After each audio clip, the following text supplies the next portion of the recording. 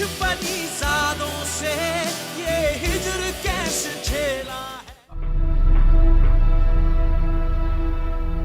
सुनो, वो क्या बना उस लड़के का? मैडम वो लड़का तो बहुत ही सख्त जान निकला। सारी रात हमने उसे उल्टा लटकाकर अपने सारे हस्बे आजमा लिए, मगर मजाल है जो उसके मुंह से एक भी काम की बात निकली। हालत कैसी है उसकी? नहीं, ये शरीफ पुलिस है, वरना ये निकलवा लेते हैं बात अपनी मर्जी की। ये नहीं हो सकता कि एक बंदे पे पूरी रात टॉर्चर हो और वो ना बोले। वो तो जो आप कहलवाना चाहोगे वो कह देगा। बाकी ज़बरदस्त चीज़ ये है कि वो जो एक मिथ है ना कि हर की पोजीशन पे खातून होगी तो दुनिया अमन का गहवारा बन जाएगी, अच्छा दिखाया है कि ख़वातीन भी तशद्दुद पसंद होती हैं। बहुत कुटन कुटैया होगा अगर। अच्छा, इस पूरे सीन से आपका ये टेक अवे था, राइट? नहीं, ऑब्जर्वेशन हर एक की अपनी अपनी होती है। तो तुम हो परिजात के दोस्त, बड़े पक्के दोस्त लगते हो। तुम्हें पता भी है कि उसके साथ जुर्म में शरीक होने के इल्जाम में तुम्हें अंदर डाल सकते हैं, फिर भी उससे मिलने के लिए आ गए हो। नहीं, ये तो आपको विजिटेशन का पूरा राइट है। ये तो जुडिशल रिमांड में आप आ सकते हो, कोई भी आके मिल सकता है। बहरोज करीम पर उसको अपनी बीवी और उसके आशिक कत्ल करने का इल्जाम है, पता है तुमको? और ये परिजात तुम्हारा जो दोस्त है, उसकी बीवी का मुखबिर था। ये वैसे ना इसके माँ बाप को ये जो इंटेरोगेशन अभी इसकी कर रही है ना, सवाल पूछ रही है, ये भी इजाज़त नहीं होती इस चीज़ की। नहीं, इजाज़त तो नाके पे किसी को रोक के चपेड़े मारने की भी नहीं होती, लेकिन इधर हर चीज़ इजाज़त से थोड़ी होती है। ये इसने मना कर दिया मिलने से? नहीं, मिलने की तो इजाज़त दी है, लेकिन उसने कहा है कि मैं तुम्हारे पे भी कुछ करूँगी। इसको भी डराया है क्योंकि तुम मिलने आए हो। मतलब ऐसा बिल्कुल नहीं होता। मिलने जस्ट बिकॉज आप मिलने आए हो doesn't mean you are an accomplice या आपकी कोई और आपकी इंटेंशंस हैं।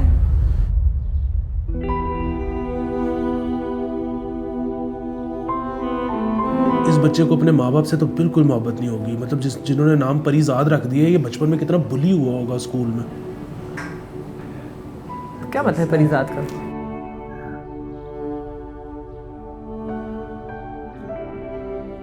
Is it like a male version of परी? मेरे ख्याल में जो भी है इसके साथ अच्छी नहीं हुई होगी बचपन में। शाहजहां की मुमताज कैसी है? चुप कर दे। मैंने कहा था ना। अच्छा, उसको शाहजहां की मुमताज़ उसने को रेफरेंस भी दिया है। कुट खाने के बाद भी उसकी वेट इंटैक्ट है, ये अच्छी बात है। ये निकाल लेगा और हफ्ता। भाई क्या एक्टिंग कर छोड़ी उसने, बगैर बताए उसने दिखा दिया कि उसको पड़ी कहाँ पे है।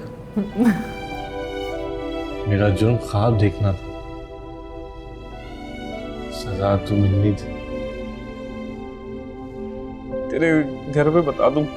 नहीं यार ये देखो, ये है सीन ऑफ दिस ड्रामा। मतलब बीच में से उसकी आंखें नजर आ रही हैं। आंखों का मसला ही नहीं है, बंदा जिस मर्जी तकलीफ में हो, अंदर हो, मरने वाला हो, कुछ भी हो, जैसे ही कोई जिक्र करते ना, या तेरे घर बता दो, नहीं प्यो ने जो आके वक्री करनी है ना आपके साथ, आप कहते हैं यार मैं जेल में बंद रह लूंगा, मेरे माँ प्यो ना दस। ऊपर से जो उन्होंने सारी जिंदगी में आपको इमोशनल ब्लैकमेल किया होता है ना कि जी हम तो दिल का आर्ज़ा है, हमें जिंदगी में कोई भी टेंशन होगी आके हमें ना बताना, हम तो सुनते साथ फौत हो जाएंगे। मतलब बंदा पूछे तुसी एडे नाजुक सो ते फिर मजीद जनरेशन अगे बढ़ाने की जरूरत सी, लेकिन नहीं, वो बेसिकली ना नाजुक होते हैं कोई नहीं माँ बाप। उन्होंने ना सारा ये प्लान किया होता है कि जिंदगी में कोई टेंशन उन तक पहुंचे ही ना। ये देखो, ये जो उसने किया है बताए बगैर सबको पता लग गया कि कोट असल में कहाँ पे पड़ी है। बहुत प्यार करती है मुझसे, मर जाएगी ये सुनकर। वो देखे फलाने को भी नहीं बताना, वो प्यार इतना करते हैं मुझे सुन के ही मर जाएगा। ये सब ने ना अपने गिर्द एक प्रोटेक्शन लगाई हुई है। विजिटिंग टाइम तो मुझे 5 मिनट भी नहीं मिला इसको। अक्सर आपको 15-20 मिनट मिलते हैं मिलने के लिए। वो अलग बात है कि वो हर पुलिस स्टेशन की डिस्क्रिप्शन पे होता है, लेकिन वैसे तो ड्रामा जिंदगी की हाईलाइट है। अगर वो 30 मिनट पूरे दिखाते तो हमने यहाँ से बोरियत से मर जाना था, लेकिन वैसे ये जो टाइम कौन डिसाइड करता है? मैक्सिमम 30 मिनट हो सकता है। ये जो पुलिस स्टेशन का हेड होता है, फॉर एग्जांपल अगर डीएसपी है तो वो डिसाइड करेगा, अगर एसपी है तो वो डिसाइड करेगा, लेकिन मैक्सिमम 30 मिनट तो आपको मिल जाते हैं मिलने के लिए। और ये काफ़ी, ये जब शुरू में मिलने भी आया तो वो काफ़ी हार्शली ट्रीट करी थी जो डीएसपी है वो, नादिया अफगान। इतना हार्शली इतना नहीं ट्रीटमेंट होता पुलिस स्टेशन में, खासतौर पे अगर आप मिलने आ रहे हो तो उसी फिर कभी पढ़े नहीं गए। नहीं ऐसी बात नहीं है। अब ऐसी भी बात मुश्किल में डाल दिया लिए मुझे लेकिन बात असल में ये कि डिपेंड करता है कि पार्टी कैसी है। अक्सर औकात औरतों के साथ काफ़ी बेहतर ट्रीटमेंट होता है, लेकिन अगर उनको लगे कहीं शक हो कि कोई ऐसी पार्टी नहीं है जिसको वो जिस तरह मर्जी कुछ भी कह लें, देखें गेट अवे विद इट, तो वो ऐसे करते हैं। लेकिन असल में इतना नहीं हार्श ट्रीटमेंट होता। आपकी गैर मौजूदगी इस केस को मज़ीद कमज़ोर कर देगी। और अगर ज़मानत में एक्सटेंशन ना मिली तो आप क्या चाहती? सब लोगों के सामने तमाशा बने? इस तमाशे से बचने का एक ही तरीका है, केस में कुछ ऐसा ट्विस्ट आ जाए कि हमें ज़मानत एक्सटेंड करने का मौका मिल जाए। ये ऐसा नहीं होता। आपको अगर आपने ज़मानत के लिए अप्लाई किया हुआ है तो यू हैव टू अपीयर। जो एक्चुअल सीन है जिसमें वो बात कर रहे हैं, इसे कहते हैं अबूरी ज़मानत, मतलब जो प्री अरेस्ट बेल होती है, उसमें यू हैव टू अपीयर। जिस टाइम पे आपको बुलाया गया है आपका वहाँ होना ज़रूरी है। ये आपकी मर्ज़ी नहीं होती कि आपने जाना है कि नहीं जाना। अगर आपको 9 AM बुलाया गया है, लोअर कोर्ट्स में अक्सर 9 AM ही होता आजकल, तो टाइम यही है अपीयर होने का, और सबसे पहले लगती भी बेल्स वाली हेयरिंग्स है, तो आपका वहाँ पे होना बहुत ज़रूरी है, अनलेस कोई एक्सीडेंट हो जाए या कोई और वजह हो जिसकी वजह से आप ना पहुँच सकें। ये जो बात कर रहे हैं कि जी हम इसको एक्सटेंड कर सकें, डिले कर सकें, डिले टैक्टिक्स यूज़ करते हैं अक्सर औकात वकील।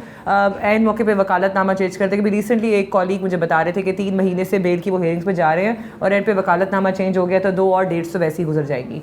तो ये तो टैक्टिक्स चलती रहती हैं, लेकिन आपका जिसका नाम FIR में है, जो बेल के लिए प्री अरेस्ट बेल के लिए अप्लाई कर रहा है, उसका वहाँ पे मौजूद होना ज़रूरी है। ये कैसे ऐसे घर बैठ के कह सकता है कि मैंने कोर्ट नहीं जाना? ये भी बिल्कुल ही अनरियलिस्टिक और फार फ्रॉम ट्रूथ उन्होंने दिखाया है यहाँ पे। तो उसी दिन आप दुबई नहीं जा सकते? अच्छा, तो वो कोई भी होगा उसको जाना पड़ेगा फिर भी? हाँ, ऑब्वियसली आपने अप्लाई किया, आपसे सवालात होने, तो आपका अपीयर होना बहुत ज़रूरी है। आपका वकील का इतना अपीयर होना ज़रूरी जितना आपका वहाँ मौजूद होना ज़रूरी है। सो येस प्लीज़, मतलब you can't escape this proceeding. मतलब बंदा जितना मर्जी पापाट्रॉनिक्स हो उसने जाना है। जी, पापाट्रॉनिक्स जितना मर्जी हो, व्हाटएवर ही सेड। जी वैसे ले आए मैडम। वैसे it's so good to see Nadia Afghan in this role. क्यों, इससे पहले क्या करती थी? नहीं, इसको बहुत सूट किया ये रोल। क्या मतलब इससे पहले? आज 14 दिन का रिमांड ले लेंगे हम अदालत से तुम्हारा।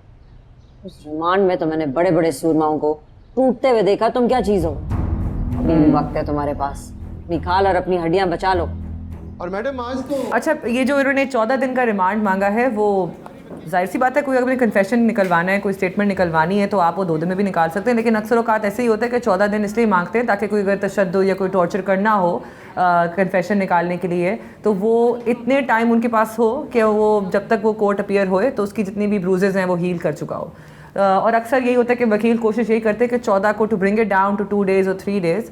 अब जाहिर सी बात है कि जो भी जिन्होंने टॉर्चर करना उन्होंने 2-3 दिन भी टॉर्चर करना है, लेकिन एटलीस्ट अदालत के सामने जब वो पेश होता है तो उसकी जो हालत देख के आप एप्लीकेशन फाइल कर सकते हो IG को, DIG को। उस एप्लीकेशन की वजह से इनकी जॉब्स भी जा सकती हैं। तो इसलिए लॉयर की कोशिश यही होती है कि आप 14 दिन से 2-3 दिन कर लें। मतलब आपने वो जज के सामने बंदा एक रंग में पेश करना होता है, बिल्कुल मुख्तलिफ शेड नहीं होने चाहिए उसके जिस्म में।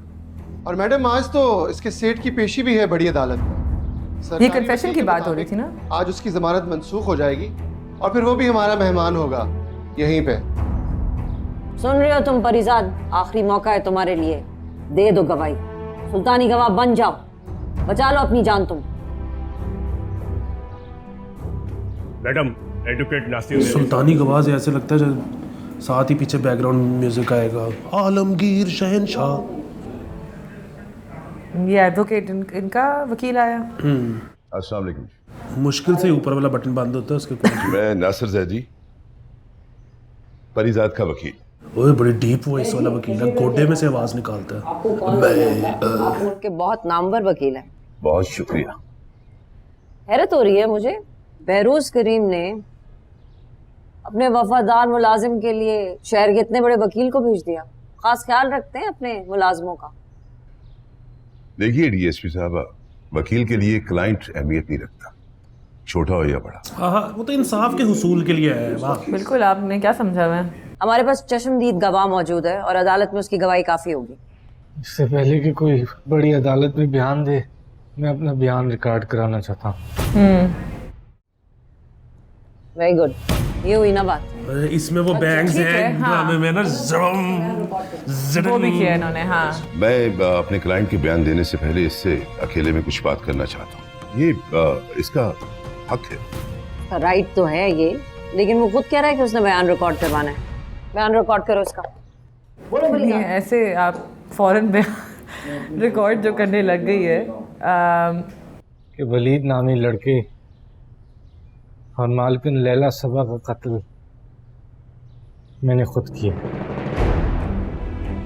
ये स्टेटमेंट रिकॉर्ड करा सकता है। सीआरसीपी के 2 सेक्शंस हैं, 164 एंड 364, जिनके अकॉर्डिंग पूरा प्रोसीजर लिखा हुआ है कि आप कैसे लिख सकते हो, आप कैसे स्टेटमेंट दे सकते हो, और उसकी एडमिसिबिलिटी है कोर्ट में। इवन ओरल कन्फेशंस भी आप कोर्ट में लेके जा सकते हो। लेकिन सीआरपीसी ये भी कहता है कि जो ओरल कन्फेशन आपने दिया है उसकी भी कॉन्फर्मेशन आपने जज साहब ने डायरेक्टली पूछनी होती है, जिसने कन्फेशन दिया है, कि जी आपने क्या ये कन्फेशन किसी ड्यूरेस में, किसी आपको टॉर्चर अंडर ड्यूरेस आपने तो नहीं पास की। वो दोबारा कन्फेशन नहीं लेते, बस वो ये कंफर्म करते कि जो स्टेटमेंट आपने लिखवा दी है क्या वो आपने ड्यूरेस में तो नहीं की या आपने फ्री विल से दी है। और वो थोड़ी सैनिटी भी चेक करते हैं जो कन्फेशन जिसकी स्टेटमेंट होती है। अक्सर कात ऐसा भी होता है कि पुलिस को अदालत से बाहर निकाल देते हैं ताकि जज है वो डायरेक्टली बात कर सके, जिसने कन्फेशन दिया है, कंफर्म कर सके कि वेदर कहीं ड्यूरेस वगैरह ना हो।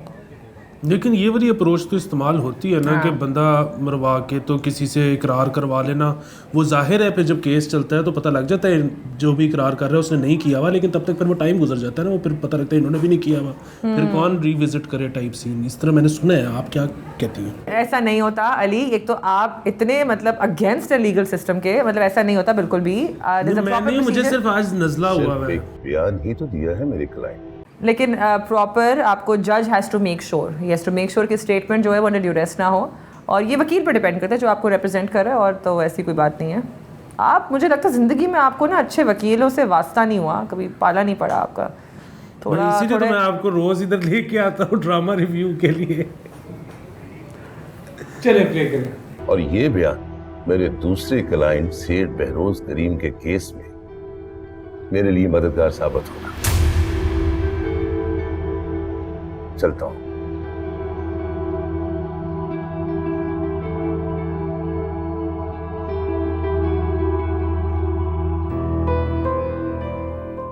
आई थिंक आप तो डिप्रेशन में चले गए अली। नहीं, सब ठीक नहीं हो गया।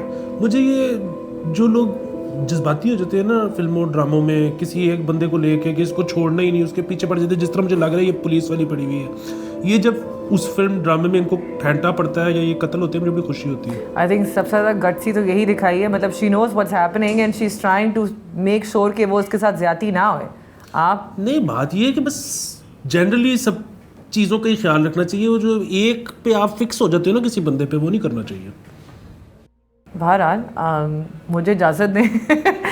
आज के लिए बहुत, मैंने ज़िंदगी में इतने ड्रामाज और फिल्में नहीं देखी होंगी जितनी मुझे आपने आज दिखाई। ख़त्म हो गया, कमर ही टूट गई।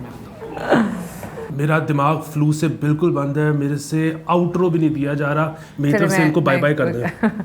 अच्छा, अगर आपने कोई रिव्यू करवाना है किसी ड्रामा का तो let us know in the comment section. उसके अलावा कोई लीगल सवाल है जिसका आपको जवाब चाहिए तो हमें आप www.wakilonline.pk पे लिखें। वहाँ पे पूरे पाकिस्तान से डिफरेंट कैटेगरी के वकील मौजूद हैं आपको फ्री एडवाइस देने के लिए, आपको गाइडेंस देने के लिए। और कोई और ड्रामा रिव्यू करवाना है तो let us know. Thank you so much for watching. Until next time.